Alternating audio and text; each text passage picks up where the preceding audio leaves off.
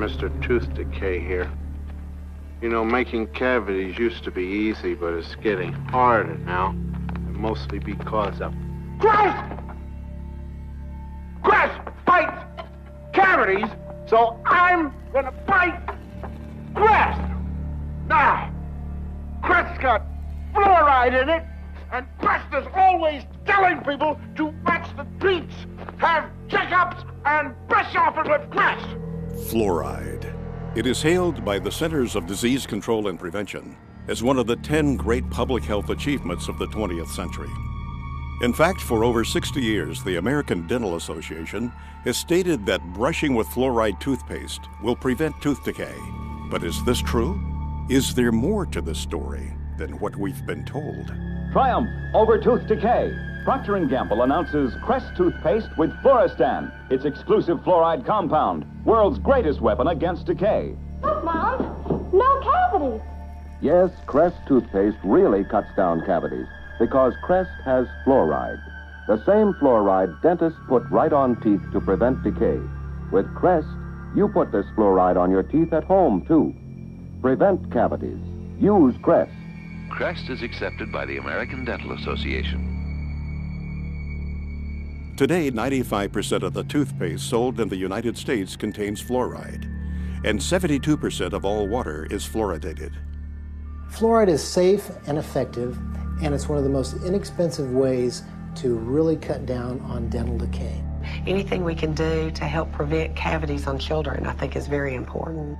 Absolutely, fluoride is safe.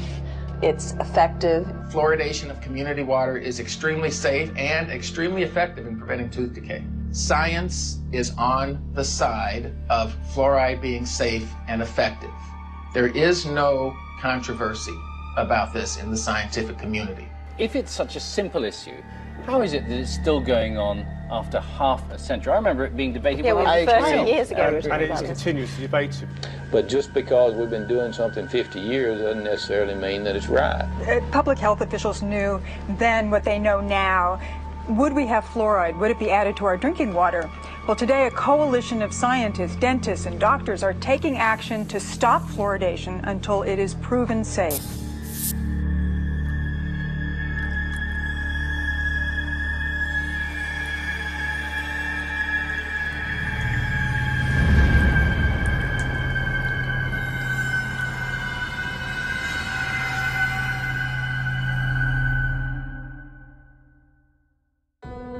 The first widespread commercial use of fluoride was for the eradication of vermin. Since the 1800s, sodium fluoride has been a key ingredient in rat poison and insecticides. These products were commonly used in and around the home to kill lice, mice, rats, and insects. Fluoride proved to be not only a good way to kill rodents, but also an effective way to kill a man. As the use of fluoride became more popular, reports began flooding in of people dying from ingesting this toxic substance. Headlines screamed, "Roach poisoned in pancakes kills 11 men. Rancher takes dose of poison by mistake." Article after article, all having the same tragic endings, proving that sodium fluoride can and does indeed cause death. In fact, during the last part of the 19th century, the Industrial Revolution was taking hold of the modern world. An unfortunate byproduct of this technological revolution was that it created the most toxic pollutants known to man. And the most hazardous and destructive of them all was fluoride. In his award-winning book, The Fluoride Deception, investigative journalist Christopher Bryson examines fluoride's disturbing history. Bryson notes that in its early days, fluoride was a widely known and well-documented killer. Documentation from early lawsuits against fluoride manufacturers clearly shows that fluoride was a hazard, not only to humans, but to the environment as well, with damages reaching into the tens of millions of dollars. By 1930, the aluminum industry was the largest and most influential fluoride polluter. Industrial giants such as Alcoa knew they had to do something. Vegetation and livestock near Alcoa plants were being decimated as toxic fluoride fumes lingered, rendering nearby cattle lame and crippled, even causing death. One newspaper article from that time proclaimed, "During the past year, we had 51 head of cattle die. We had laboratory tests made, and these tests show excessive amounts of fluorine in the liver and kidneys. Also, some of our young cows had lost their teeth. Our saddle horses were so crippled from fluorine poisoning, they had to be shot. The serious nature of fluoride toxicity was beginning to be realized. As a result, fluoride's threat to corporate America was laid out in an exhaustive review conducted by the U.S. Department of Agriculture. Toxicologist Floyd Dietz warned of new medical information exposing fluoride's harmful effects. Danish scientist Kaj Roholm singled out the aluminum industry, specifically Alcoa, as the source of much of the fluoride poisoning. Fluoride was causing irreparable damage, and the word was getting out. Alcoa knew they had to act fast. Their high-powered attorneys sprung into action, quickly buying up farms and paying out settlements. Ironically enough, during that time, the U.S. Public Health Service was under the jurisdiction of the United States Treasury Secretary, Andrew W. Mellon. Mellon was the founder and major stockholder of Alcoa. He was also the founder of the Mellon Institute, an industry-funded research institute that was notorious for giving corporations such as Alcoa the scientific data they needed to defend themselves against lawsuits. The Mellon Institute published questionable and self-serving evidence that supported the effectiveness of fluoride in fighting tooth decay. In doing so, the Mellon Institute rats had put a smiling face on what had been a scientifically recognized environmental and workplace poison. It was an aluminum industry-funded scientist, Dr. Gerald Cox, who worked at the Mellon Institute, that first made the proposal to artificially fluoridate public water supplies. Mellon's economic interest in fluoridation was obvious. Fluoridation provided the chemical industry an opportunity to void liability of their poisonous fluoride waste by means of promoting it as a health benefit. The official human experiments began in Grand Rapids, Michigan on January 25, 1945. 107 barrels of sodium fluoride were delivered to Grand Rapids, where city technicians began tipping them into the city's water supply. They were the first to publicly fluoridate their water. It was to serve as the test city, and its tooth decay rates were to be compared with those of non-fluoridated Muskegon. The study only lasted 5 years. There are no permanent teeth in a child born at the beginning of the study. It was an unblinded study. They did no measure of safety, and they claimed that there was a tremendous benefit to the permanent teeth. Well, there weren't any permanent teeth in the children that were born at the beginning of the study, and soon thereafter they fluoridated Muskegon, the control city. It's a phony baloney study used to demonstrate the benefits, where there are none. Unfortunately, fluoride's ugly side has almost entirely escaped the public view. As Bryson points out, historians have failed to record that fluoride pollution was in fact the biggest legal worry of the industries that were involved in developing the atomic bomb program. As some may remember, the Manhattan Project was a secret program which brought the atomic bomb into existence. But what most people are totally unaware of is the fact that fluoride was an essential element in the production of the atom bomb. There's a guy named Harold Hodge that was the chief toxicologist for the Manhattan Project, and basically, in order to create the nuclear weapons, they needed massive amounts of fluoride. He was hired as a toxicologist or part of the team to determine, is there going to be any toxic effects of fluoride in this project? Really what they were worried about is they were worried about lawsuits. They knew that there was negative effects of fluoride. They had to basically invent this whole scheme so they could use the high levels of fluoride in the Manhattan Project to create atomic and nuclear weapons.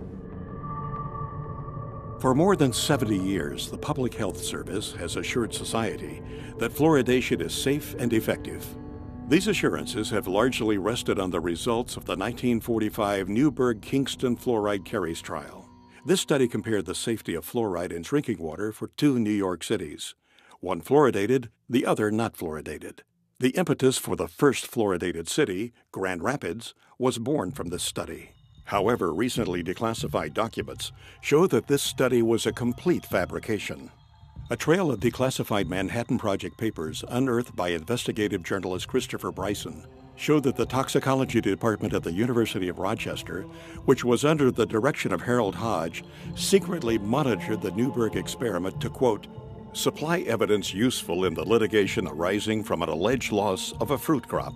In fact, these once restricted documents reveal that as far back as 1944, the Manhattan Project was spending money on toxicology studies on fluoride. Why? Because fluoride was the key ingredient used in the process of enriching uranium. Enriched uranium was the linchpin of the U.S. military's fledgling nuclear weapons program. Fluoride became a national security issue. The declassified documents suggest that Newberg was simply another human experiment, one used to justify the interests and advancement of the nuclear industrial state. The final report of Newberg concluded that small concentrations of fluoride were safe. Yet documents reveal that the top fluoride scientist in the U.S., Dr. H. Trindley Dean, known as the father of fluoridation, secretly opposed the experiment, fearing that fluoride's toxicity would be revealed. Until now, Dean's dissent on Newberg has never been made public. There's irrefutable evidence that the U.S. military, the Manhattan Project, the makers of the atomic bomb, concealed evidence of fluoride's harm to their workers, to the community, and to the American public. One study was published in the Journal of the American Dental Association in 1948 by Dale. In these files, Manhattan Project Captain Peter Dale at the University of Rochester reported preliminary results of dental investigations among laboratory fluoride workers at Columbia University. He concluded that fluoride did not prevent cavities in the 95 laboratory workers examined. Quote, "Their teeth seemed to be deteriorating rapidly, and their gums bled more freely. In fact, most of the hydrofluoric acid workers examined had few or no teeth left. They were in large part toothless or nearly toothless. This information, however, was left out of the published version. The published study merely notes that the fluoride workers had fewer cavities than did the unexposed workers. They didn't mention the fact that they had fewer cavities because their teeth had fallen out of their mouths." Since World War II, fluoride has been one of the most destructive environmental pollutants. At one point during the Cold War, fluoride was blamed for more damage claims against industry than all 20 other major air pollutants combined. Fluoride was responsible for one of the most notorious environmental disasters in U.S. history, the town of Donora, Pennsylvania, which jump-started the environmental movement. In 1948, the small mill town lost 20 people, and an estimated 6,000 men, women, and children were sickened by U.S. Steel's dark blanketing smog. Even the town's name betrayed its corporate roots. Donora was an amalgam of the first name of Nora Mellon, the wife of industrialist Andrew W. Mellon. After the Halloween disaster in Donora, Pennsylvania, Philip Stadler, a chemist, went to Donora, and he was able to test and measure and prove that it was fluoride that had caused all those deaths. Sadler quickly went public. Article after article ran the story. Chemist says fluorine gas caused 19 smog deaths. Sadler said, "Chronic fluorine poisoning has been killing people in Donora for a long time. It has left its characteristic trademark on the valley's animals, crops, and vegetation." Both the U.S. Army and the Atomic Energy Commission, now known as the Energy Department, had a secret and vital interest in the outcome of the Donora disaster. If fluoride were fingered for the Donora deaths, it might bring unwanted scrutiny of worker health safety for those in the bomb factories, resulting in damage suits and expensive requirements for air pollution controls. On October 1949, the Public Health Service official report on Donora was released. The 173-page government document appeared to be of similar size to that of the Holy Bible and came to virtually no conclusions. The report's emphasis was on bad weather and that the disaster was therefore an act of God. The report made no mention of fluoride. Could it be there was a vested interest on the part of the government not to upset the public concerning the potential dangers of fluoride? Although it was Gerald Cox's idea that ultimately led to the endorsement of water fluoridation, the man who gave the official endorsement was Federal Security Administrator Oscar R. Ewing, Alcoa's top Wall Street attorney. 9 months after the Donora disaster, Ewing made a surprise announcement for the nation.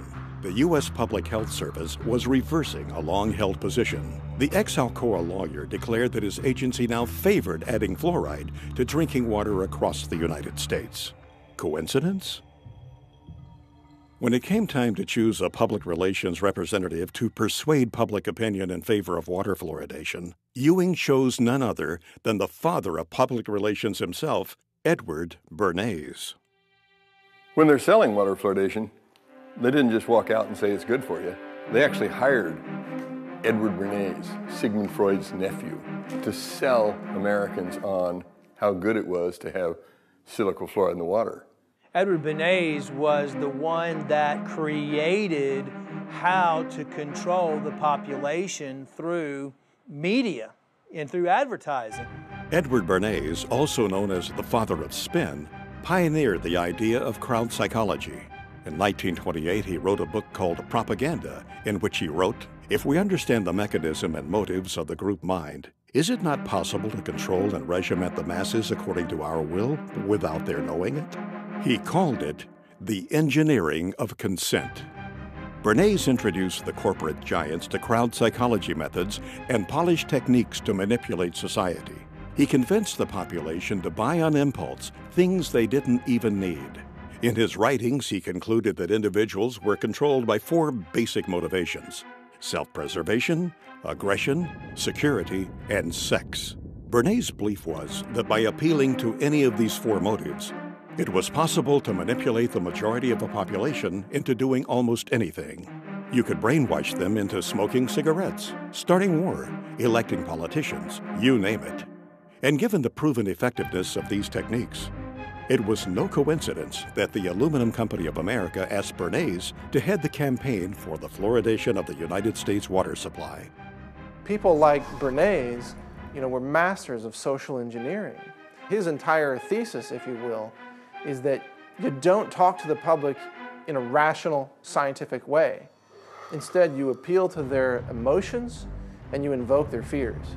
He was key in getting women to start smoking.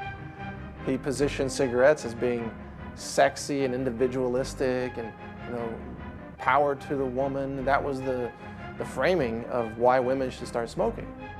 A consumerist culture was born, and the United States government took notice. U.S. agencies soon adopted Bernays' techniques of manipulation to manufacture the fear of ever-present danger in the minds of the people, to give those in power greater control of what Bernays called the mass mind.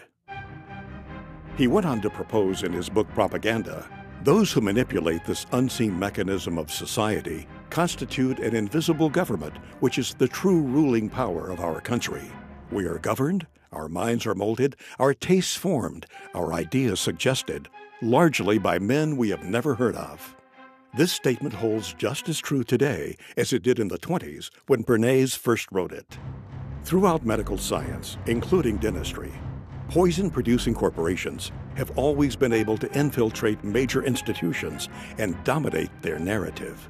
When Christopher Bryson was writing this book, The Fluoride Deception, he reached out to Edward Bernays.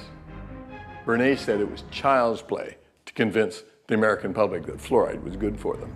While the official narrative rang, the case for fluoride had been proven. Some people weren't so quick to jump on the fluoridation bandwagon. Because fluoride had been used for years as a rat poison, to kill coyotes, to kill cockroaches. Some of those opposing fluoridation were in fact dentists. And because of their advocacy for safe water, they were censored by the American Dental Association. If they worked for the Public Health Service, they got fired. If they were team players and kept their mouths shut, they got to keep their job. So out of fear, many people who knew better remained silent. The true story behind water fluoridation can be hard to swallow. The facelift performed on fluoride dating back more than 60 years ago has misled generations. Instead of conjuring up the image of a crippled worker or a poisoned forest, we see smiling children. As a new generation arises, we must sound the alarm yet again. To those who have ears to hear, this film is meant to be a warning. This film will prove beyond a shadow of a doubt that fluoride is a deadly poison being added to our water supply. It will further prove that the chemical commonly known as fluoride is the only chemical added to public drinking water to treat you, the individual, rather than the water. The information presented in this film can change your life. It can help protect your health and the health of your loved ones.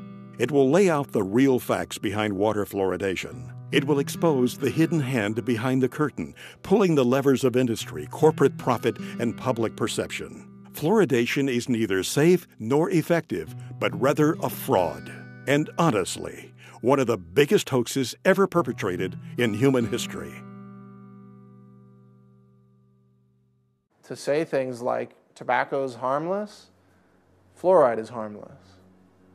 Agent Orange is harmless, they say. DDT was harmless. Asbestos, right? Yeah, GMOs now, they say, are harmless. This is a long history of science selling out to corporate interests while the people are systematically poisoned. And to this day, people still believe fluoride is safe in the drinking water, and the majority of dentists still believe it's safe to put in toothpaste and to put in different types of compounds. Most people in America are persuaded that everybody fluoridates their water, and if you're living in a town like Albany or Long Island or Ithaca or somewhere, but the vast majority of the population in the world does not drink fluoridated water. Most of the countries do not fluoridate their water, only about 30. The countries now that have banned the use of fluoride, China, Austria, Belgium, Finland, Germany, Denmark, Norway, Sweden, the Netherlands, Hungary, and Japan.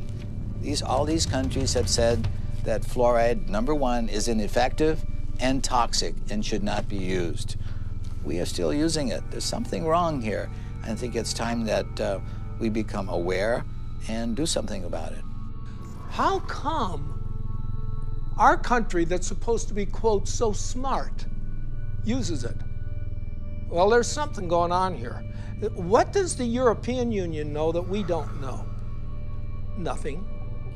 Nothing. They know the same thing, that's why, but the difference is they're not getting paid off and we are, and so therefore, this is what the only thing I can come up with, because they both have the same facts. They both have the same facts. Fluoride is toxic. Fluoride is not helping your teeth. If it was really helping your teeth, why do we have all these dental problems? It's not at all. How come you can go to primitive societies around the world that never had or even seen fluoride, and they have perfect teeth? Why are we having all these learning disorders? How come we're having autism? We're having all these things we never had before. Well, why don't we ask that question and answer it honestly? Answer it honestly. 98% of Europe does not fluoridate. Only 8 countries in the world have more than 50% of their population drinking water. America, Australia, New Zealand, Ireland, Israel, Singapore, Malaysia, and Colombia. Only 8. I think Europeans have come to their senses on several issues, not all of them, but on many, GMOs being one of them and fluoride being another. They've rejected these things because they're looking at the evidence. America tends to be way behind the curve on really recognizing reality in the realm of fraudulent hoax science. Our CDC and the liars in Washington, D.C. have only had success in countries that speak English for the vast majority of the disposal of their hazardous waste product. That means that you and I and our children in the United States are the largest consumers of hydrofluosilicic acid. Call it what it is. Hydrofluosilicic acid, what is that? Hydro is water, fluo, fluoride, silicic, sand, and it's missing an electron. It's acidic. It'll kill you. You take your hand, dip it in like that, you're gonna die. Hydrofluosilicic acid does not occur in nature. It's a man-made molecule. And it eats through concrete, glass, stainless steel, fiberglass, plastic. You name it, it'll eat it. So why are we putting that in the water? First tonight, hazmat crews from all across our area responded to a chemical leak this afternoon in Rock Island. The chemical was so strong that it was burning through the concrete there. News 8's Christy Mergenthal has the latest. It was just before 1 o'clock Thursday afternoon when hazmat crews were called to the Rock Island water treatment plant for a chemical spill coming from this tanker truck. The chemical hydrofluorosilicic acid is used to add fluoride to the plant's water. After several hours, crews were able to clean up the leak, allowing operations to return to normal. They had to cordon off the area, obviously, but as far as the treatment of the water and the amount of water being used by the public, there's no effect on that at all. Now, that acid that did spill out is a chemical that they actually use every single day here at the water treatment plant. It adds fluoride to the water. Reporter Reporting live in Rock Island, Christy Mergenthal, WQAD Quad Cities News 8. That's how they transport it. It's extremely aggressive. It'll eat through almost anything, including concrete. What is labeled fluoride is not naturally occurring fluoride like you might find in the ground. It's actually a collection. It can be over 100 different chemicals, including some radioactive chemicals, including many cancer-causing chemicals, including heavy metals, neurologically damaging elements that are called fluoride. And then this is dumped into the water supply, and the cities have the doctors and dentists convinced that this is somehow good for your teeth. Fluoride is really a clever way for industry, the mining industry, chemical processing industries, aluminum smelting and processing industries, to eliminate their toxic industrial waste without having to pay for it to be handled as industrial waste. They just slap a new label on it, fluoride. They sell it to cities, and the cities dump it into the water supply. Basically, it's a hazardous waste byproduct of the manufacture of phosphate fertilizer. It's a mining byproduct. They dig up this rock. This rock is no good, as is. So you mix it with sulfuric acid, and this produces soluble phosphate, and that's what becomes the fertilizer. It's a byproduct that they can't do anything with. It's a poison, so they sell it and make fluoride out of it. It was a fraud. It was a scam from the get-go. It is a means of getting rid of fluoride. You allow industry to use your water supply to dispose of their hazardous waste. It's a disposal mechanism. It's a major industrial waste pollutant. They were trying to dump it into the rivers that were going out into the ocean in Florida, and boy, they stopped that. They said, you're polluting, you're killing the fish, and which they were. For 100 years, they decimated the local vegetation, crippled the cattle, damaged the citrus groves in Florida. It was costing them a fortune to handle this as a very serious industrial waste. And so they're helping Cargill get rid of their hazardous waste problems. Cargill is the largest privately owned corporation in the world. They were also the largest producer of hydrofluorosilicic acid. Cargill at one time had like 90% of the market. When the hurricanes went through Florida, they knocked out the holding pond, so there was a shortage of hydrofluorosilicic acid, and so they reached out to the rest of the world, and now we get it from Mexico and Japan and China, because none of those countries allow fluoride in the water supply. They don't put it in at all, so obviously it's piling up in those countries. I don't think we need to be helping other countries out with their disposal of fluorosilicic acid. Fluoridation is the worst recycling practice in the world, so I support recycling. But to take the hazardous waste from the phosphate fertilizer industry, which cannot be dumped into the sea by international law, and cannot be used locally because it's too concentrated, and to take that product and put it into our public drinking water is sheer lunacy. It's bizarre. I mean, George Orwell, Kafka could have written this play. It's lunacy. There are 250,000 tons dumped annually in the water supply. Does that sound like a big figure to you? If you had 1 ton and were worth over $1 million, you'd be a poor person by the time you got rid of that ton. It's extremely expensive to get rid of. Is there anybody that you know that might be willing to talk to us, perhaps a whistleblower, somebody who's been injured or? Yeah, there's a guy who wrote a book, Toxic Torts, the tell-all book about the phosphate fertilizer industry, Gary Pittman. He'll tell you the story. Is that where's he out of? In Florida. That's where all the phosphate mines are in the United States. That's right. Paul, looks like we're going to Florida, buddy.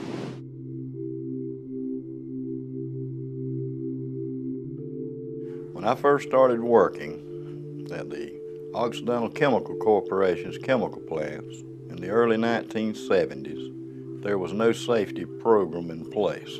The only equipment you had to wear was a hard hat and safety glasses, and we didn't wear the safety glasses half the time because it wasn't enforced.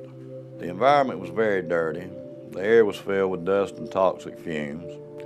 We worked 8, 12 hours a day, sometimes longer, sometimes double shifts in those conditions. When you're 18, you think you're invincible. Had a physical by their doctor, and he actually put on my application a perfect health specimen. Mistakenly, you tend to believe that somehow you're invincible and blindly step into harm's way without a thought about the future consequences. I started working there when I was 18. I was in excellent health. I quickly rose to a supervisory position and was making about $50,000 a year. However, my success came at a high price, my health and well-being. My first and last job was working for Occidental Chemical Company in the phosphoric acid plants in Hamilton County, Florida. So Gary, what made you write this book? I wanted to leave a history behind on what happened to me and some of the co-workers here in this county. And it kind of gives the inside look at a phosphate plant, mainly the chemical plant where phosphoric acid is made. Former employees of Occidental Chemical Corporation have filed a lawsuit against the company. They say they have life-threatening diseases because the company did not follow safety procedures. Paige, they have diseases like leukemia, emphysema, and toxic brain syndrome. For years, doctors struggled to diagnose them, but finally they found a common link. It was the phosphate plant they all worked for. Gary and several other former employees are suing Occidental for failing to provide adequate safety education and gear. One woman's husband died of bone cancer before his battle could make it to court. They messed up my life. They messed up everybody's life, and they're continuing to mess up other people's lives. They need to come in and realize and admit to what they are doing. When Gary Pittman filed a lawsuit against Occidental Chemical Company, he knew what he was getting into. Occidental was a mammoth organization and no stranger to litigation. It was Occidental that had been responsible for one of the most horrendous environmental tragedies in American history, the Love Canal. President Carter declared a state of emergency today in the Love Canal area of New York's Niagara Falls, where toxic chemicals were discovered oozing from the ground. My 3 kids were born with birth defects. My wife's had cancer. This was a site that literally is best described, orange goop, toxic soup is what it has been referred to. You had 80 different chemicals. I mean, some very bad stuff was in these people's backyards, was literally seeping into their basements. Health officials are urging more families to move, but that's not as simple as it seems. Between the years of 1947 and 1953, the Hooker Chemical Corporation, which is a subsidiary of Occidental Chemical, used the Love Canal section of Niagara Falls as a dumping site for toxic waste. Today, we write the final chapter of the environmental disaster called Love Canal. In doing so, we make clear that when people make a mess of our environment, they should and they will be held responsible for cleaning up their mess. The EPA concluded that Occidental dumped millions of tons of hazardous chemicals and then sold the property to the Niagara Falls School District for $1. In papers to be filed in court in Buffalo this afternoon, the Occidental Chemical Corporation will agree to pay $129 million. In the end, Occidental was out of pocket a total of $200 million for damages and settlements, not including court costs and the millions they spent defending themselves. These kind of dangers no longer will be tolerated by the American public. The day of discarding hazardous materials indiscriminately and haphazardly is over. There must never be in our country another Love Canal. Thank you very much. But in reality, this $200 million spanking to a multi-billion-dollar-a-year company is far less severe than a parking ticket to the average person. Occidental had a pattern of disregard for environmental issues. In the summer of 1979, the New York Times reported that Hooker's plant in White Springs, Florida, was convicted of polluting the air with fluoride. Even more damning were the copies of corporate memorandums passed among Hooker executives in which it was revealed that Hooker's top echelon knew and approved of the pollution violations. Finally, Hooker Company officials admitted to accidentally poisoning local water supplies not only at the New York location, but at their Michigan and California plants. The White Springs plant that Gary Pittman worked for not only was polluting the air with fluoride, but had also dumped tons of waste on their own property. In a leaked interoffice memo obtained by an insider at Occidental's White Springs plant, reveals 25 different waste disposal sites buried on the property. This highly classified document lists the hazardous, carcinogenic, highly fluoridated toxins that are all buried in the site and are still there today. Gary Pittman knew that he was about to embark into a David versus Goliath scenario. Occidental was not to be trusted. They had been known to buy and intimidate officials. They provided financial support to the campaigns of certain political candidates and owned judges. Gary had only 12 lawyers against Occidental's prestigious law firm, Holland & Knight, which at the time consisted of 540 of the nation's top lawyers. However, to his benefit, Gary had the documents to prove his case. He also had a stellar record within the company and was known as a company man. He was a loyal and hardworking employee. The last thing he had ever imagined doing was to sue the very company that had provided him such a good life. In spite of this, Gary felt as though he had no choice. He was sick and couldn't work. So Gary named a price that could make him go away, and Occidental accepted. In the end, Gary settled out of court with Occidental, but his health problems still linger.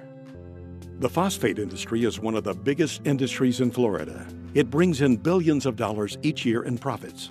Television ads and billboards often portray strip mining as a wholesome industry that creates jobs and feeds the world. However, a closer look reveals the extreme toxicity to our environment and health. Paul, I think what you need to do is get some aerial shots of that plant.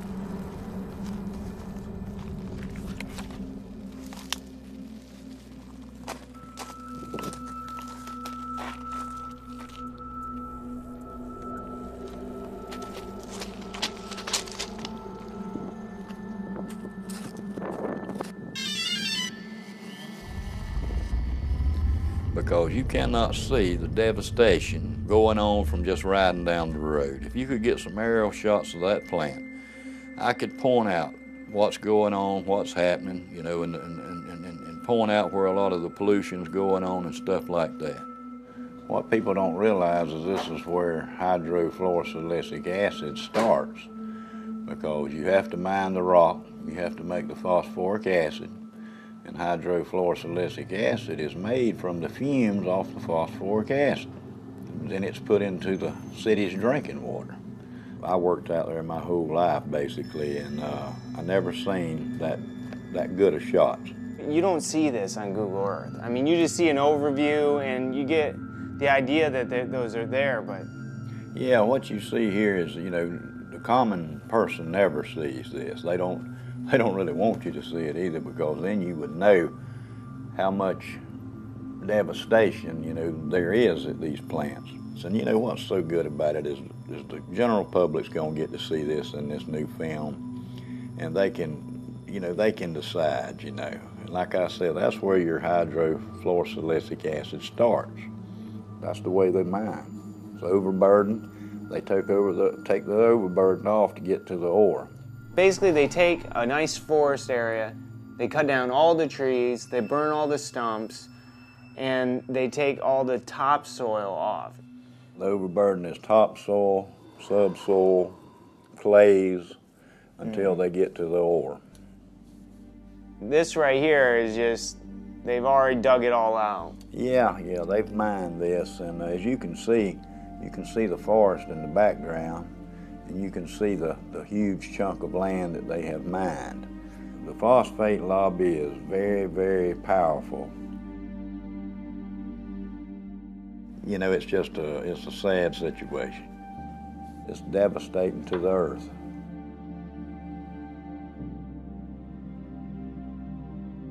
This water, this coffee-colored water, it's just hard to describe how bad it is. You know, when you call it water, it's not really water. It's so laden with so many different chemicals, and it contains many elements such as cadmium, chromium, mercury, nickel, beryllium, arsenic, fluorides, lots of fluorides. Lead, and I heard it even has it has radioactive elements in it too. It is radioactive. Uranium-238, radium-226.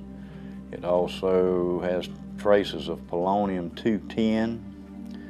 Very contaminated stuff. A lot of people don't realize that this is some of the worst contamination at a phosphoric acid chemical plant. Where this was all located was wetlands.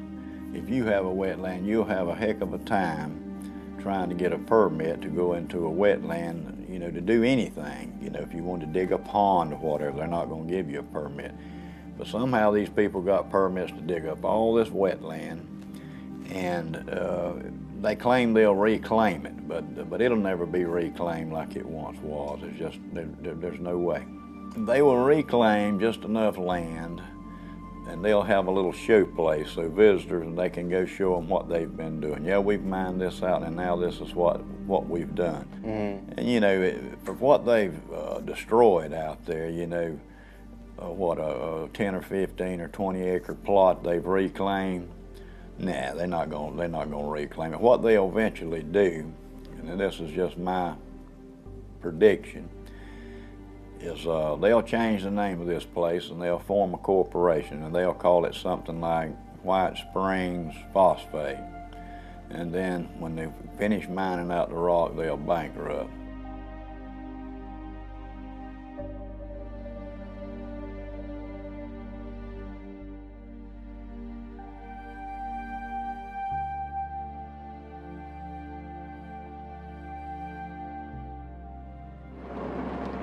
Up here on the right, we're going to have the administration offices. They used to be in the chemical plant, and they moved them. It used to eat the pantyhose off the women's legs. Wow.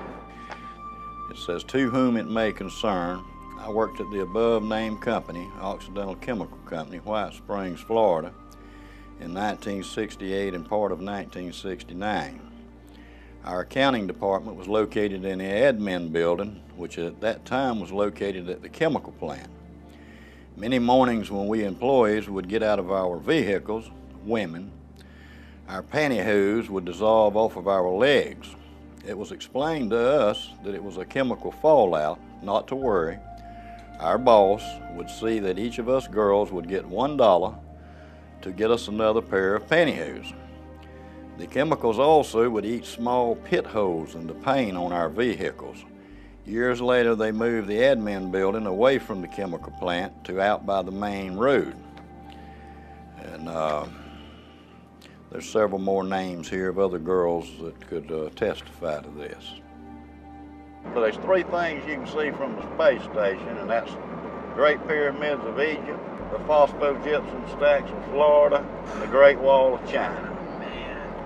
And that's how large they are. They have them in South Florida and Central Florida that are 400 acres big. It's a huge operation. They dig cubic tons of rock a day. What is with the water up there? The pond water is water they use for the process, and it's recycled. The water's used over and over, and it gets stronger and stronger and more contaminated. How do they contain it? Just by building a dam like that? A dam around it, and that's what I was fixing to tell you. There's no liner under that stack. It's right on top of the ground, and it is leaching. Sure it is. Through the groundwater. Yeah, I read somewhere about a sinkhole that took place. The reason the sinkhole developed is because the acidic water eating away the limestone. And once the limestone gives way, you're in the groundwater. Wow. Because in Florida, when you drill a well, you have to go through the limestone to get to the action. Sure. When that 84 million gallons fell through in there, it contaminated all this water around. It had to have. Like I said, you know, it's just a matter of time before, you know, you have a sinkhole like that. It's just a weak point. Wherever there's a weak point in a cavity in the limestone is where the bottom falls. Eventually going to happen. Yeah, in all of them. In all of them. It's just a massive, massive operation. Yes, it is, and if you'll see, there's sections in this phosphogypsum stack. Mm-hmm. When the sinkhole caved in one of these, it was one of these sections. It wasn't all of it. Only that one section was 87 million gallons. Whoa. So you could multiply that times 4. You know, that's just a lot of toxic waste to be going into the aquifer. In addition to this recycled toxic water up there in those ponds, you call them, in addition to that, they're taking fresh water too, right? Of course, they use a lot of fresh water because, see, this is the main thing that they don't want you to know, is what they call the water balance. It just makes them nervous if you start talking about the water balance. What do they add back when they need water if it's leaching? Right. It's going away, so they have to add some fresh water to keep the process going. Right. The phosphate industry uses more fresh water than any other industry in the state of Florida. You know, and sometimes they have to release water out of those toxic ponds. Where do they put it? They put it in the creeks and it runs into the Swanee River. Now what they do to it is lime it to bring the pH up so it don't kill the fish immediately. The Swanee River, they claim, is a pristine waterway. But if you ask the Fish and Game Water Commission in Florida, they'll tell you not to eat over one fish out of that river a month. Wow. Because of lead and mercury and chromium and cadmium. They won't tell you that, but that's why. Yeah, that's why. This is just a lot of the documentation I've reached through the years. What really caught my eye was, like we had talked about earlier, the 1972 through 1979 misrepresenting environmental data. And they charged them $575,000 for emitting 10 times the amount of fluoride allowed below. And I was working there when that was going on, and the fumes were just unbelievable. It pit the glass on your windshields, make them so foggy it would etch the glass. Just having your car parked out there while you're at work. Parked there. I mean, back in the 60s, you know, I mean, even earlier they realized that those fumes were very toxic. Very toxic. The phosphate company pretty much polices themselves. They have their own crews do their stack testing and all the other environmental things. And, you know, that's kind of like the fox watching the hen house. And I have been involved to where they would go up to test a stack and come down and tell me, so something's wrong. This stack is going to fail. You know, so you look around, find the problem, straighten it out, and say, okay, boys, y'all can go up there and test now. I have also been at the point to where we couldn't find what was wrong, and they were doing the test, and we would just go and open a blind in the fume ducts to allow more fresh air to rush in, so it would dilute the emissions. But I know for a fact that they cheat on these tests. Once you know that, then you lose all faith in these regulatory agencies because you know it's all a farce. In this past, I'd say 6 months, there's been 4 people that I know of that I grew up with. They were younger than me. They were 52, all of them died. And I do honestly believe it has something to do with the phosphate chemical plants out there. I would imagine you've seen some injured employees. I've seen people burned. I've seen people blown up. I saw a man killed, and he was going to weld on a rotary drum filter. Somebody had washed it with a solution of sulfuric acid and pond water. Found out later the guy had struck an arc to weld on that thing, and it exploded. And it killed him, messed up his friend, too, that was helping. Yeah, it's a very hazardous work environment. When you digest phosphate rock with sulfuric acid, that's what you're going to give off, hydrogen fluoride and silicon tetrafluoride. Now, even at that strength, it'll eat up concrete, asphalt, stainless steel, even the fume ducts after a while, which is made out of fiberglass. Very corrosive, the most corrosive acid known to man. Used to etch glass, it's used for a lot of things. One of the things it's used for is to fluoridate drinking water. Who in the world would want to drink water with this stuff in it? The city of Dallas, Texas, like many cities across the nation, spends millions of dollars on contracts with companies like Cargill, Mosaic, and Penco to fluoridate the region's water supply. On Mosaic's website, the product listed for use in water fluoridation is actually called hydrofluorosilicic acid. The Occupational Safety and Health Administration, otherwise known as OSHA, is a U.S. agency that requires companies to produce a material safety data sheet, or an MSDS, for every chemical product in the market. The MSDS that Mosaic produces for their fluoride product will make your hair stand on end. Right here I have the Mosaic material safety data sheet on their hydrofluorosilicic acid product. A material safety data sheet is a very important document to disclose safety and health issues about possible exposure to this chemical. The MSDS sheet is supposed to inform you about what is this chemical, what's in it. So what we find in the case of the Mosaic, their hydrofluorosilicic acid, is that it is not a pharmaceutical grade product. It is an industrial grade chemical. And under Section 2, hazard identification, it identifies a health hazard as being corrosive to the skin, the eyes, and the mucous membranes. If you come in contact with it through the skin or inhalation or ingestion, such as swallowing it, it may cause severe irritation and burns.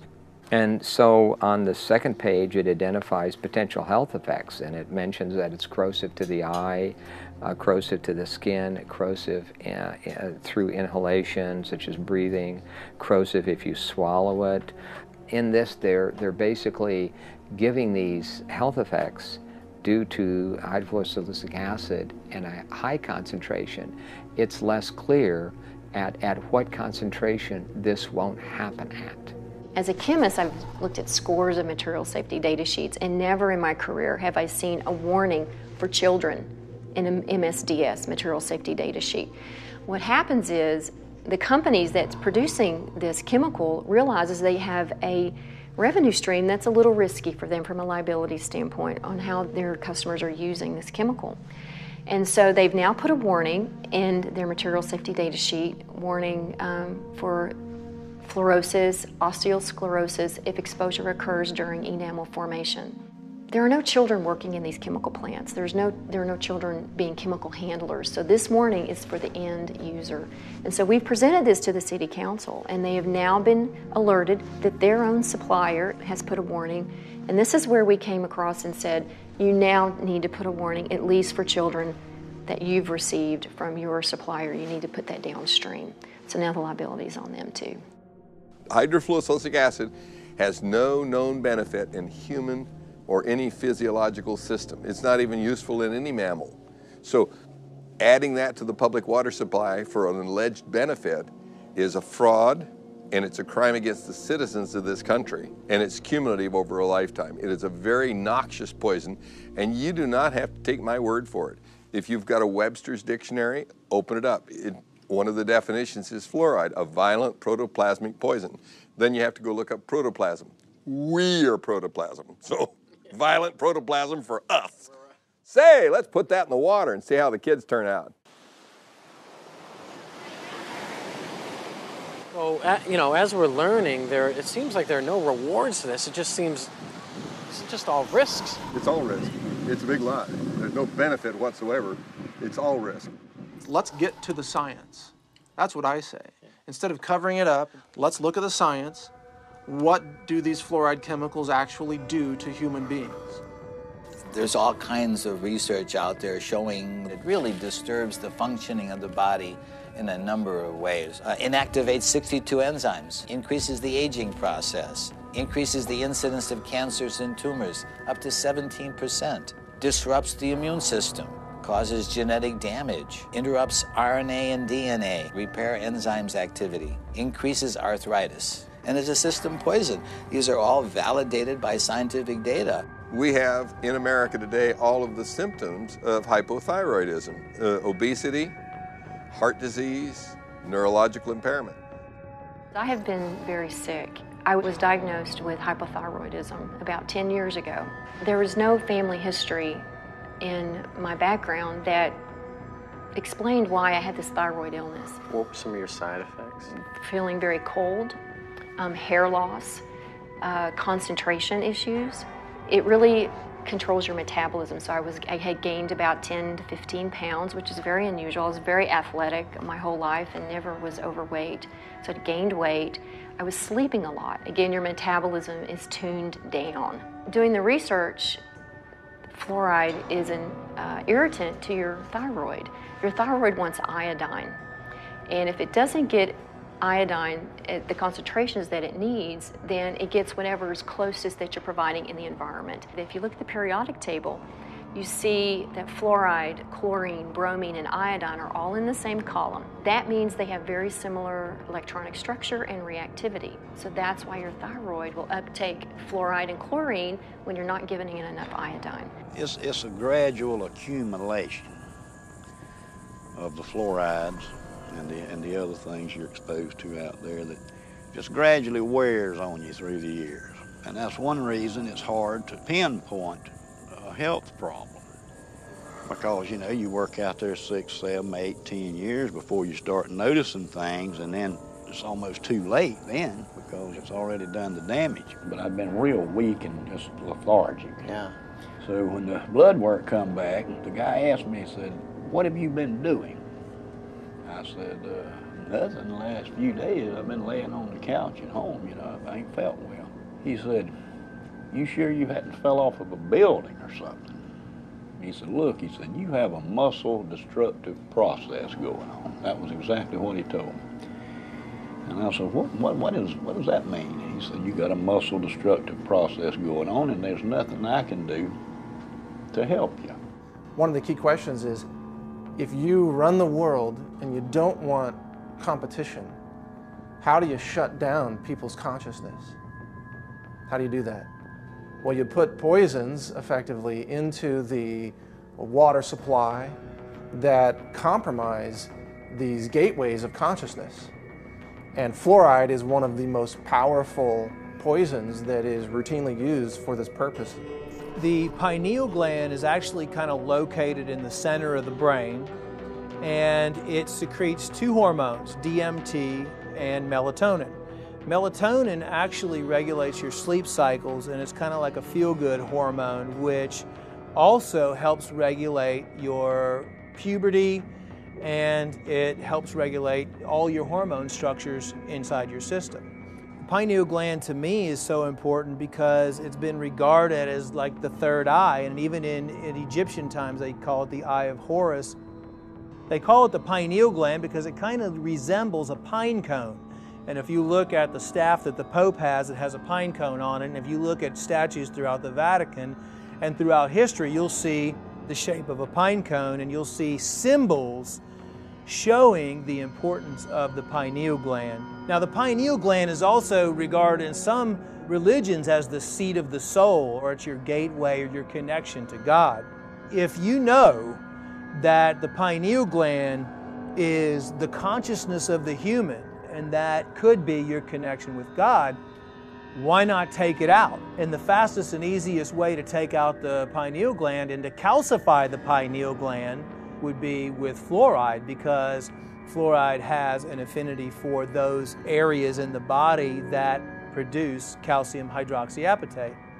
Today in the United States, children are reaching puberty much earlier in age than they did in the past. Some evidence indicates that fluoride, via its effect on the pineal gland, could be a contributing cause to this trend. In 1997, Jennifer Luke published her PhD thesis on fluoride in the pineal gland. In her dissertation, she conducted animal studies and concluded that fluoride exposure has been found to cause early puberty in females. Similar findings have been reported in 2 epidemiological studies of human populations that are drinking fluoridated water. The first study was conducted in 1945 during the Newburgh versus Kingston fluoridation trial. It was discovered that girls in fluoridated Newburgh were reaching menstruation on average 5 months earlier than the girls in unfluoridated Kingston. But the result was not thought to be significant at the time. In 1983, another study was conducted in which a man with the last name of Farkas reported that girls living in highly fluoridated towns began their first menstruation cycles at a much younger age than girls living in less fluoridated areas. When the pineal gland is calcified, it causes an onset of puberty. In my documentary, Crippling Waters, one of the ladies in there, we called her the star, a 9-year-old girl. Take a look at her. Does she look 9? She's exposed to high fluoride in her family's well water. Her dad, who's only 20 years older, is starting to bend over like this and starting to become crippled. He can't put his hands above his head. The calcification of the pineal gland is an adaptive process so that that child can have babies by the time she's 14, because she's going to be crippled by the time she's 40. Fluoride's role in earlier puberty needs more thorough investigation. When one considers the seriousness of a possible interference by fluoride on a growing child's pineal gland, it underlines the negative and dangerous effects of fluoridation. Dave, so what we're learning is kind of frightening, because it seems to me that once it's in your body, is it there to stay? Yes, you can't get it out. You can cut some of the harm by mitigating the damage and avoid it like the plague, but you really can't get it out because it's stuck in your bones. And that's why you have all the skeletal symptoms, you know, the joint pain, the arthritis, and all that stuff. The first signs that fluoride is poisoning your bones is pains in the joints, stiffness in the joints, pains in the bones. Well, you go to the doctor with pain in a joint, he says, well, you got arthritis. Well, arthritis, joint, ritis, pain, oh, okay, joint pain. So we got somebody speaking to us in Latin, oh, you got joint pain, super duper. We have millions of people with arthritis in the United States and in fluoridated countries, 1 in 3 adults. Nobody's ever looked to see if some of those arthritis cases may have been caused or exacerbated by fluoride. Just not looking.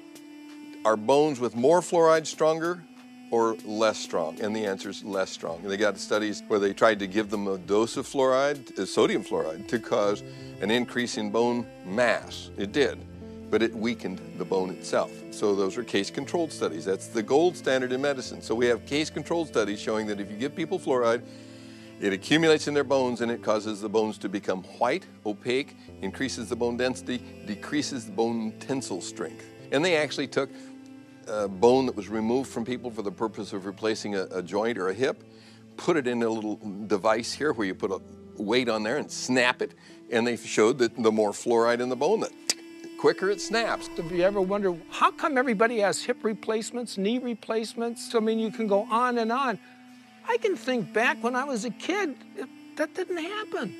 You didn't see all these crippled people. I mean, you saw a few, but it wasn't common. I mean, how does it end up in our bones? Is it that where our body just finds? It's calcium-rich tissue, so your body parks it there because it's got to dispose of it some way, otherwise it would kill you. So it parks in the bone and then it kills your bones.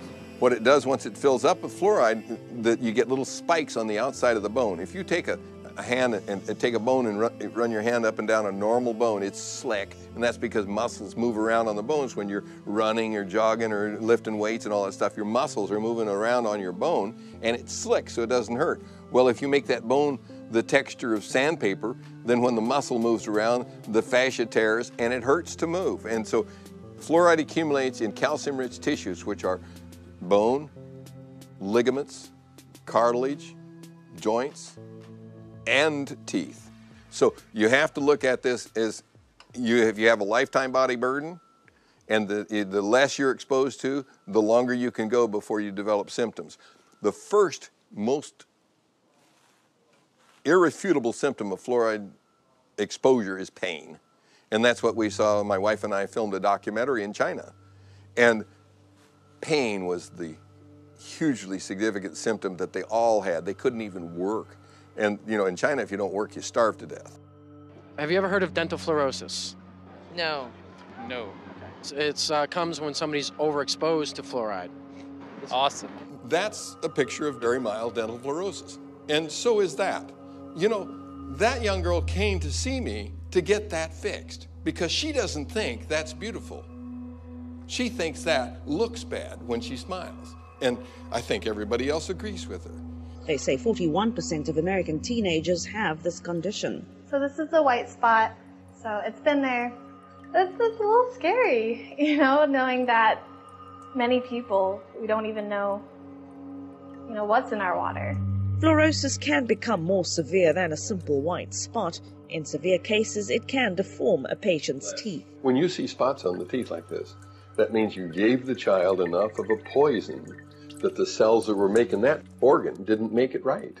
They made it wrong. When I was a child, I was overexposed to fluoride. There are streaks of that in my teeth. So you learned that early on then? I knew, yes. Those teeth are very brittle, so I have cavities more frequently in those teeth than other ones that don't have the evidence of the fluorosis. Maybe you've seen it. It's white, chalky spots on your teeth.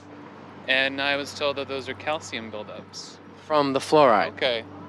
I don't think I had really, really strong teeth to start with, but I did have some teeth that they just broke. The last time this happened, I was eating a baked potato, and it broke 2 out.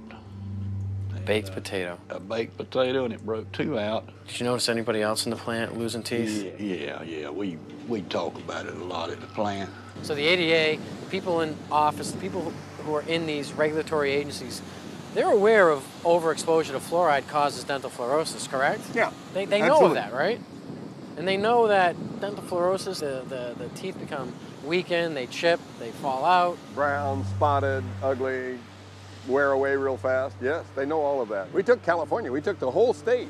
There's no difference in dental care costs for welfare from one end of the state to the other, regardless of the amount of fluoride in the water, whether it's 0.1, 0.2, 0.3, no difference. So if there was a tremendous benefit, you ought to be able to see that, and it doesn't show up at all in the computer data. So that's why they won't debate you. And although fluoride can help with your teeth, if either chemical is consumed in high amounts over a lifetime, it can lead to cancer, skin conditions, bone disease, and other health issues. There is a recent lawsuit in Maryland, it's a federal lawsuit, a woman who believed the medical establishment at the time when her daughter was an infant. She gave her daughter 90% of her diet, intake of water was this fluoridated baby water. And so the daughter grew up with severe fluorosis, and to get that corrected, dental restoration is about $100,000, and they can't bear that burden. So they are suing Nestle and Gerber. So putting it in a baby bottle when the child doesn't have any visible teeth, there's no way on God's green earth that can have anything except a negative impact on that child. It will damage that baby's teeth. But they sell it in the grocery store as baby's first water. I've seen that for years. How do we educate women to not buy this for their babies? And this is why we wanted the warning for infants, because they're the most at risk. They drink their weight in water within 2 or 3 days. If you and I did that, we'd be drinking 22 liters a day. I mean, it just goes back to the whole, these regulatory agencies that are supposed to, be kind of looking out for our best interests, and as you know, they're not. There's no reason for the FDA to allow them to sell this as a food. It's a crime. I hope they're punished someday. I say they have a duty to warn. They have a duty to warn you. Not one manufacturer of formula says, by the way, don't use the tap water. Women, infant, and children, WIC program. We contacted them. They refused to tell mothers not to use the tap water. And you know what she said? It would damage the fluoridation program. Fluoride is safe and effective, and it's one of the most inexpensive ways to really cut down on dental decay. Fluoride is safe and effective. Fluoride is safe. Fluoride is safe and effective. Well, there's a study from 20 years ago showing infant mortality was higher in fluoridated communities. Is that why? I don't know. Why didn't they do a follow-up study? I think that would be interesting to know. Children have died, There's been a case of a child who swallowed this. The dentist left the room. The parents didn't know. The kid swallowed it, had to be rushed to hospital. They couldn't save him. He died. So, yeah, it's very toxic substance. There's no question about that. Is that the kind of stuff that a responsible parent would be putting in their child's hand? FDA in 1997 required manufacturers of toothpaste to put this warning label on it. It's the same as you'd have on a loaded .38 caliber pistol. Keep out of reach of children. And only use a little pea-sized amount, which is about the same amount that would be in a bottle of water. And if that amount is swallowed, call the Poison Control Center or seek professional help immediately. So if I drink a bottle of water, should I call the Poison Control Center too? This is just insane. So this is what 2 different organizations say. One says, don't swallow it. Why did they put that on there? They put that on there because there were 10,000 calls a year to the Poison Control Centers from children made ill by swallowed toothpaste. 10,000 calls, and for every call, there's 5 that didn't call. And there are only Poison Control Centers in half the states. So that means 100,000 children are made ill by swallowed toothpaste. It's insane to put a deadly poison in a child's hand and say, go brush and be sure and spit out, Johnny. Fluoride has been a slow process of introduction into the dental profession where it's commonplace for us to consider fluoride as the thing to do to help decay. But we now know, statistics have shown us, that fluoride is not working. It's very toxic to you and can cause everything from cancer to depression. So, yeah, it's a serious issue. You are meant to have the right to informed consent to medication. What we're doing in the fluoridated community is we're doing to everyone what a doctor can do to no one. A doctor says to you, he says, look, this glass of water is going to do wonderful things for you. It's going to cure your ingrowing toenails. It's going to make you less bald. It's going to do X, Y, and Z. Drink it. And you say, no, I don't want to drink it. You must drink it. You've got to drink it. I'm your doctor. I'm telling you, you've got to drink it. If he or she tried to do that to you, he or she could lose their license. You're not. You've got to tell the patient what the drug is good for. You've got to tell them what it's bad for, the side effects. And then they, in theory, make up their minds. This has been ripped away from us.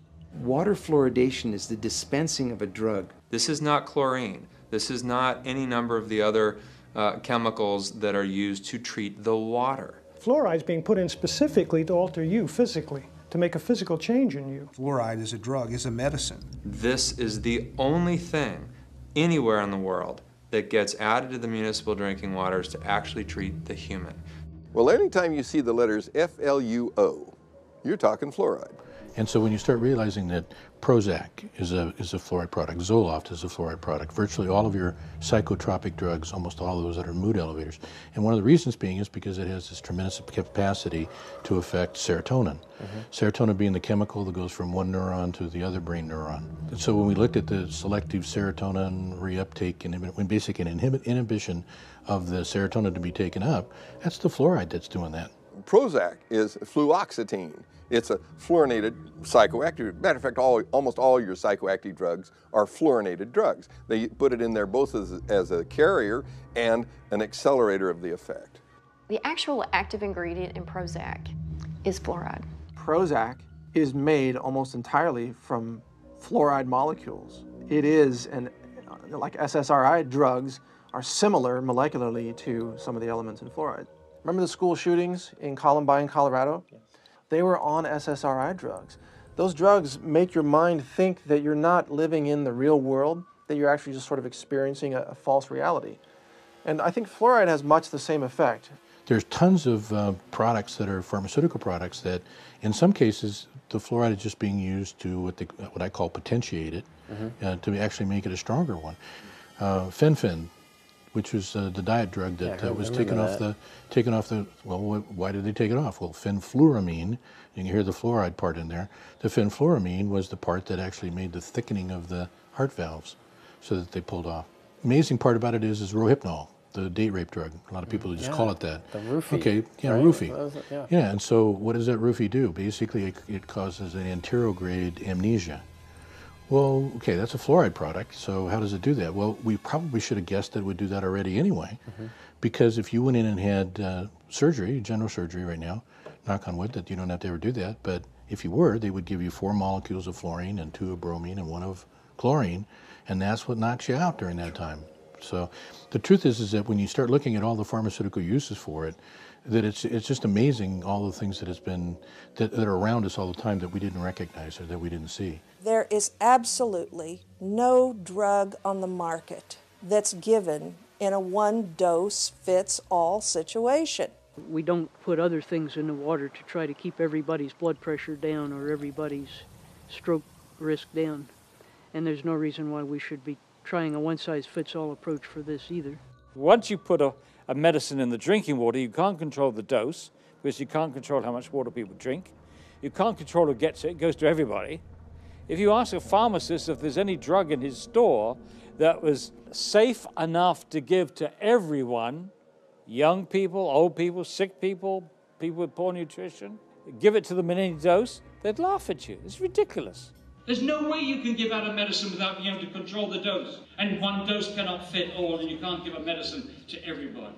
You are forcing it on people who don't want it. There are people in this audience who've spent far more time researching this issue, including David, myself, and many other people in this audience, and they've stated categorically to the mayor, to the city councillors, we do not want you to force this medicine on us. We have the right to informed consent to medication. That's a very important right. This is a violation. It's being violated every day in this country to over 200 million people. There needs to be informed consent. We have that with all other medications. When we go to the doctor, he or she gives us the information of what the side effects are going to be. With fluoride, there is no informed consent. There is no safe dose for this one-size-fits-all medication that they're doing to us. Now, all of those issues are important, but the one that really concerns me is the impact of fluoride on the brain. A study panel for the EPA listed fluoride as amongst 109 chemicals for which there was significant evidence of neurological effects. It has definite impact on the neurons, which is the nerve parts of the brain. You don't just grow those back. It's not like, well, I cut myself, so now I'm renewing my cell. It doesn't happen to the neurons. There are so many ways that fluoride could be damaging the brain. We know this from animal studies. Dr. Phyllis Moulinex exposed rats to fluoride to work out its effects on the human brain and the central nervous system. What we did was we exposed them, let them drink the fluoride in the water for 6 to 20 weeks. The pattern that we saw, it typically is what we see with other neurotoxic agents that are well known to cause a hypoactivity or a memory problem or an IQ problem. When I first presented the results of these studies, one of the individuals sitting and listening to the results, he says, "Do you have any idea what you're saying?" And he says, "You're telling us that we're reducing the IQ of children." Look, the first opponents of fluoridation in this country in the 1950s were biochemists. These biochemists had used fluoride in their experiments to poison enzymes. And they, including Dr. James Sumner, who won the Nobel Prize for enzyme chemistry at Cornell, and he said, fluoride poisons enzymes. You don't want to put this substance into the body. Poisoning enzymes is what makes people sick. Poisoning enzymes is what kills people. It's highly likely that you're going to get subtle effects on the brain that the parent is not going to notice. No wonder that our children can't read and write. It's no wonder because we're damaging their brains with a stupid preventive dentistry program that doesn't even work.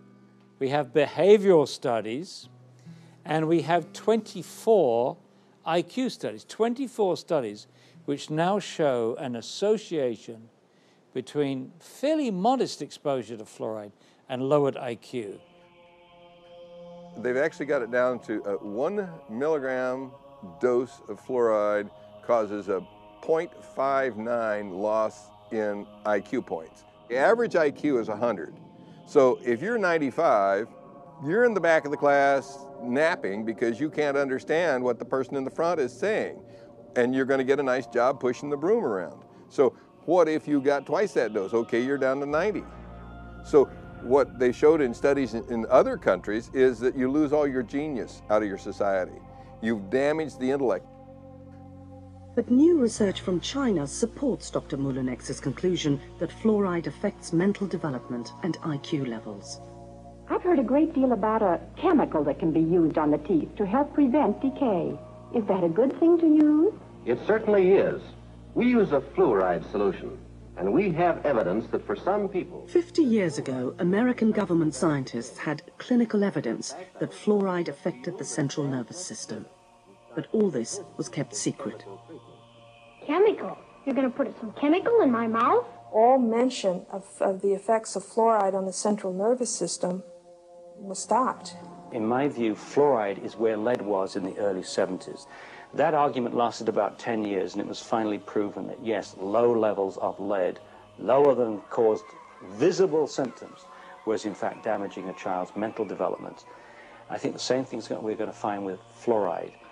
As someone who has gotten off of fluoride, I can tell that my thought processes and my concentration is higher. And so when you damage the IQ of the children, you lose your place in the country as a leader, and we have. And that's because of the damage that our government has allowed to happen to the intelligence of our children. If there wasn't research out there that's shown conclusively that it affects the brain and the neurons, that it affects the immune system, that it affects the bones, and it is incorporated into your body, fluoride bonding is strong.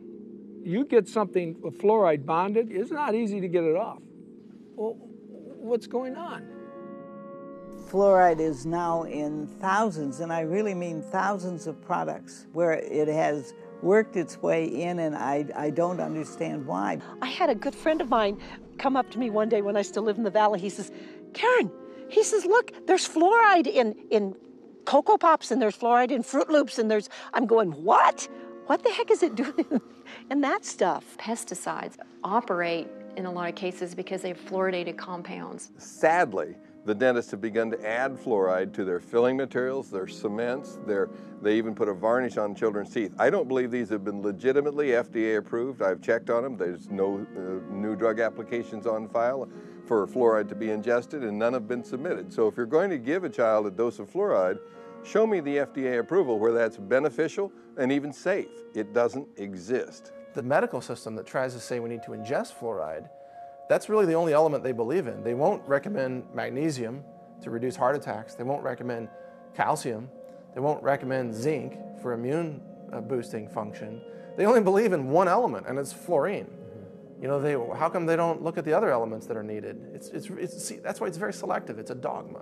There is no, selenium waste product that they have to get rid of. That's why you don't hear about the benefits of selenium from industry. Right. But selenium is an anti-cancer element, and most people are deficient in it. Chromium, trace element for blood sugar regulation. Most people are deficient in it. Why don't doctors and scientists say, let's put chromium in the water? Because they're not trying to get rid of it as a toxic waste. That's why. If you look at the table of elements, you got to consider the whole thing. It's not scientific to say, well, let's just put this one element in the water. Well, what about all these others? Water fluoridation is a hoax. It's not scientific. It's not good medicine. It's not public health policy. It's a desperate attempt by certain industries to eliminate a toxic poison by feeding it to the people and calling it public health when it's clearly waste disposal. It comes down to this? Yeah, the government's paying 35 dentists at the Center for Disease Control to go out and promote the addition of silicon fluoride to the public drinking water. So it's making a lot of people who can't do dentistry money. Where money and power are is a magnet to criminals. And so Washington, D.C. becomes a vortex of evil. And I'll tell you, when you're controlled by a few people, which is the government, who controls the government? Money. Big money. And if they're about money, then we have a conflict of interest. We want our children to grow up healthy and strong, and they want to make profits. There are solutions out there. There are answers to this. There's a ways to get around and possibly clean up your system. What can we do? The best thing you can do is look at what the body's made of, which is water. Every living substance is composed of water. People ask me, what's the easiest, simplest way to start regaining my health? I say, change the water. When you start flooding your body with water, if you have no access to anything else, no supplements, and eating clean foods, which would mean raw, organic fruits and vegetables, and if you have access to superfoods, which would be like chlorella, spirulina, blue-green algae, stuff like that, I still think that distilled water is the best. I recommend adding organic apple cider vinegar to their distilled water, because what it does is it brings it back to life. When you distilled water, you lose all the minerals in it. It's a clean water, but it's not an active live water. So what I do and what I recommend, you can get a distiller for $300 or $400 and run your tap water right through the distillation unit and fill up your 5-gallon water containers. And then every time that you fill it up, put a little cap full of organic apple cider vinegar in there, the raw kind, and then you're getting vital nutrients, live enzymes, probiotics, and it's just one of the cheapest, most effective ways to regain your health or to just, give you a lot of good, active, live nutrients, and it brings the water back to life. But the big problem is you can get the best water in the world to drink and cook with, but what are you going to do about your shower? In fact, I would even say don't shower in tap water. That's so toxic that, look, where I live now, I'm drinking and showering in either rainwater or well water. If we have the ability financially to purchase these filters and these purification systems, it is the most important investment you could make for your family. You really need to invest in yourself, in your food, in what you're drinking, and more than you are your clothes or your electronics or your car. It is the priority. When you accumulate all these chemicals in your body, you have to do something to get rid of it. The antidote to fluoride poisoning is calcium, magnesium, vitamin C, selenium, and iodine. And you can get rid of it with perspiration, which is saunas. You can get rid of it by drinking more water and having it go out in your urine. The right diet can bind to those elements and help clear them out. I'm not drinking any more water with fluoride. I'm not eating foods with fluoride. I'm not cooking my pasta rice soups with that fluoridated water. So I completely took it out of my diet. Considering the fact that fluoride toxicity has become a huge problem, kind of teamed up with Alex Jones and his staff over there, and I was asked, what can we do? There's no product on the market that targets specifically fluoride detoxification or fluoride cleansing. So I was asked to put something together that would do that. It's really a combination of 6 of the most potent compounds we could find working together in unison to help you eliminate or detoxify fluoride from your system on a regular basis. This product is something that people can take on a daily basis or take on a weekly basis or take to help their body naturally eliminate fluoride from their system. There are 2 strategies for really getting fluoride out of the water supply. One is that you can have the citizens, protest, go to the city council meetings, rise up against the chemical tyrants, and demand clean water. Just demand clean water, that's it. And if more people would do something like this, instead of just turning a blind eye, that's what's wrong with our country. People see wrongdoing, but they just pass it by, let somebody else take care of it. So I imagine you're kind of going to be the Lone Ranger standing up and saying, I don't want my water medicated anymore. We should be calling our congressmen and trying to say, hey, what are you doing out there? What are you doing around the well? That's our water. I should have to choose if I want fluoride in my water. Why am I demanded that I have to have fluoride in my water? If enough people will contact their legislators, contact them either through phone calls, through snail mail. I mean, if they get enough of that on a particular issue, by golly, they do set up and take notice. Go there and bitch, because that's your public servant, okay? Last time I checked, they work for you. You got to get a lot of people angry enough that they'll go out and stand in the rain and tell the city council that they're not going to get reelected if they don't do what we tell them. They're not going to keep their seat if they continue to poison our water. If you follow the democratic process, then this issue has already been solved. Unite and let's make it happen, because I was thinking about it today, and I'll just wrap with this, but I was thinking about it today because I knew you were coming over, and I just sat there and I literally just prayed to God. I said, God, I don't know there's got to be a way. Open up a way that we can help this nation and the world get its health back, and let health be the #1 priority and profits the next, not profits over health. And let's let people get the truth. This is all about us taking our world back. It's the time to scream louder, to be bolder, and to show them that we cannot be afraid. It's time that the people stand up, the silent majority, for their health. Get it out of your community, and then you can drink the water at home, you can drink the water in your office, you can drink the water in the restaurants and in friends' houses, and so you don't have to worry anymore. The alleged reason for adding fluoride to the public water supply is to reduce tooth decay. But tooth decay isn't caused by a deficiency of fluoride. It's caused because there's scum on the teeth and bad diet. So the real solution is to take something like a nice toothbrush that was invented by C.C. Bass, cram it in the gums, and knock the scum off. So if you really wanted to reduce tooth decay, you'd make sure that every child had a big handful of toothbrushes and knew how to use them. And you dig all the scum off the gums because it's scum living on the teeth that causes tooth decay. I don't want to poison the scum, I want to scrub it off the teeth and then not feed it. So you don't give it sugar, white flour, and bad food, processed foods. You give it good foods. Then you will have wonderful teeth and abundant good health. Is there hope? There's always hope. I mean, that's what I tell everybody. Even when I had cancer patients, I always say, listen, there's always hope.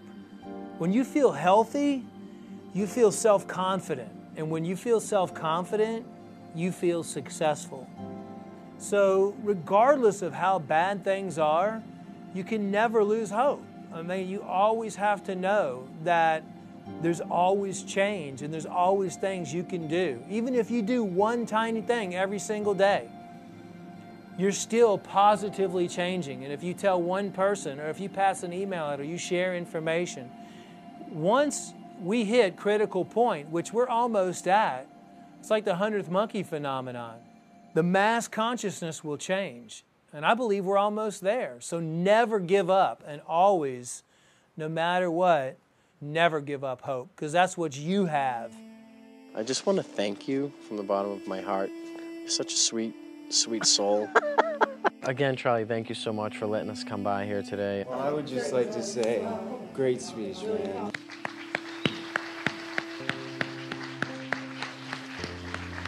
Thank you for all your work you've done over the years, and your discoveries, and your journey, and your just everything. Thank you so much. Appreciate Welcome. it. Thank you. Thank you, Gary. Thanks, Paul. Maybe you man. too.